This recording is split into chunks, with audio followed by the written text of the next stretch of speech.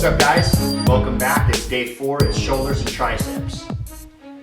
We do shoulders and triceps later in the week because all the primary muscle groups, the chest, the back, and the legs have already been taken care of. If you think about the shoulder, it's actually a really small muscle. There's a lot of dimension and angle to it, but you don't want to overload your shoulders with crazy amounts of weight.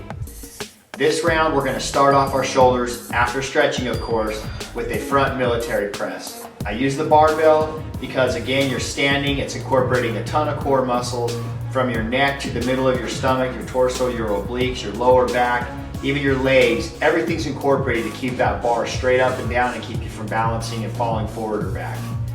I throw on 135, rep out 10 to 12 reps. Incrementally, I'll add 10s or 5s depending on the day. The bottom line with this rep is you want to keep it slow and controlled. It's always better if you can come to a complete stop before repeating the rep. I shoot for 4 sets of 10 to 15. This is a great warm-up. It's going to nail your triceps, your shoulders, and your upper chest. The second workout I do is another standing shoulder press, but this time I'm using dumbbells. If you notice, I have my hands pivoted towards my body so they're parallel with my shoulders. This is kind of like a cupping press where you're cupping your arms inward, and that will really isolate the flexion into your deltoids. Again, don't go below 90 degrees. Keep your elbows square at the base. Go up and down slowly, controlled, no momentum. Just get those reps clean. Standing again is going to help you with your torso, your core muscles to stay balanced. Shoot for 4 sets of 10 to 15 reps. Always make sure on your last set you go to failure or go to a burnout where you feel like you've hammered your muscle, because that's the last time you're going to hit that lift that day. The next lift I like to do are deltoid burnouts. Now, I start super light on your delts. It's a lateral motion. You're not swinging or swaying. You're just slowly picking the weight up to about parallel to the ground, maybe a little higher, and you're squeezing the pressure into your deltoids, which are your shoulders. I start with 10 pounds, dumbbells in each hand.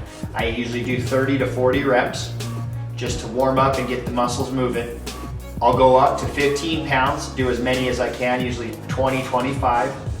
I'll go to 20 pounds, again, as many as I can, 15 to 20. I'll do 25 pounds for 10 to 15, and then I'll repeat the exact same thing backwards in a pyramid. So 20, 15, and 10. I take about a 1 to 2 minute break in between each of these sets, but because I'm doing such a low weight, the reps can be out of control high because you're really just pumping the muscle hard, and I've seen a lot of development in my deltoids by doing this. The next shoulder lift is a front deltoid raise. Like the lateral raise, instead we're bringing the weight forward. Again, this incorporates a lot of core because you're bringing the weight so far forward in front of your body that your body naturally is going to want to fall forward. You'll notice that I'm using a little bit of swing or a sway as I do these reps.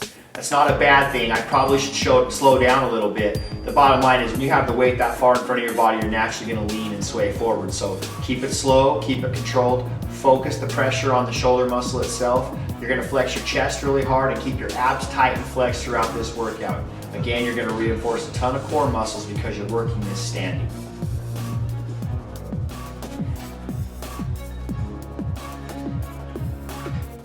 The next shoulder lift I like to do is an upright row.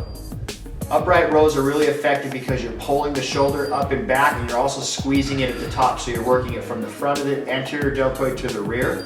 And when you hit the top of your muscle, make sure you peak and squeeze your shoulder blades together.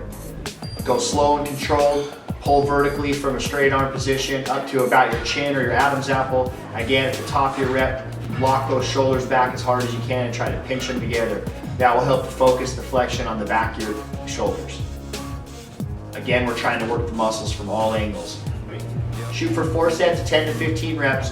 Be careful not to use too much weight here because it's easy to slip and fall into momentum.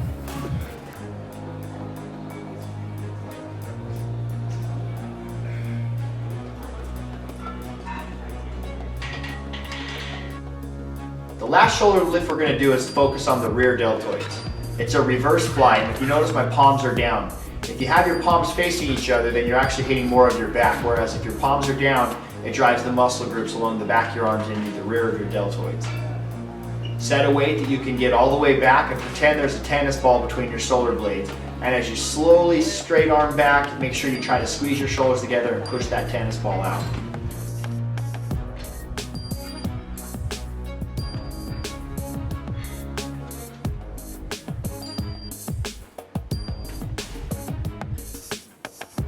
Focus the muscles, focus the drive on the back of your shoulders. It's easy to use other muscles here and cheat or swing or use momentum. If you focus flexing the back of your shoulders, you're gonna do this right, they're gonna be sore as heck and they're gonna grow. Shoot for 4 sets of 10 to 15 reps. We'll move on to triceps.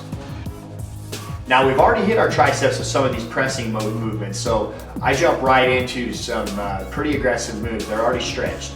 The first thing I like to do is a side tricep raise. It looks really easy, but if you've ever tried these, you'll know they're not.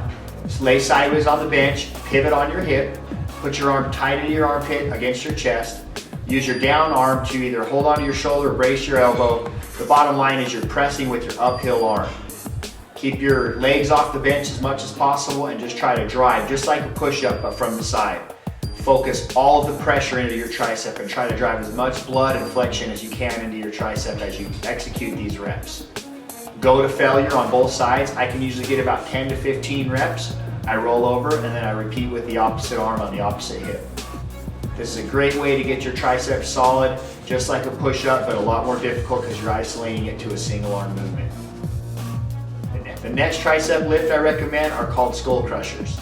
Now I've learned some tricks with these that have helped me to grow. You don't actually hit the center of your forehead. I actually aim for the back of my head and push up and out. What this does is it lengthens the contraction of the tricep and actually, for me, gets a lot more blood in there. The longer you can stretch a muscle before contracting it, the more you're going to compress and grow it. Stretching is just as important as contracting. So by aiming for the back of your head, I feel like you get a further, deeper range of motion and you're able to incorporate more of the tricep heads into the muscle contraction.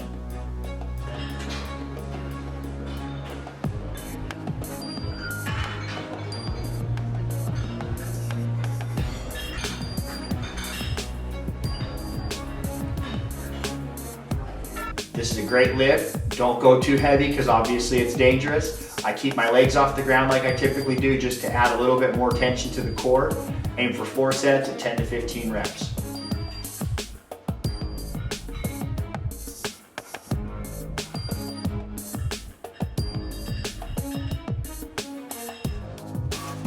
Since my triceps have been hit hard today, the last thing I do is just an overhead tricep extension. I grab a light dumbbell, a 15 or a 20. If you notice, I keep my bicep close to my head, my elbow squared away, and I try to push the weight from the opposite ear vertically. Try to keep it towards the opposite side so that you keep that nice elbow 90-degree angle. Go as straight as you possibly can, but go slow and controlled. And remember, always try to flex your tricep as you're executing this lift. Don't bounce, don't jerk, just flex the tricep. If you can't do it clean, you need to cut the weight and execute it properly. With all of our muscle movements, we need to do a clean execution. The weight is something that's in your head. You need to get that out of there. Worry more about form and function than you ever do about weight. Remember, you're only competing against yourself, so as long as you're improving, you're doing it right.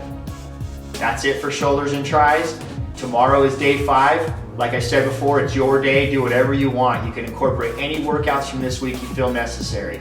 I love to throw legs in there. My legs are durable, tough buggers, and I can hit them twice a week. But you can throw in biceps, traps, back movements, chest, anything you feel is necessary. Just listen to your body. If you have energy and it wants more, feed it. Get into the gym over the weekend. Make sure you stretch a lot, drink water, and always, always, always do those cardio sessions first thing in the morning on an empty stomach.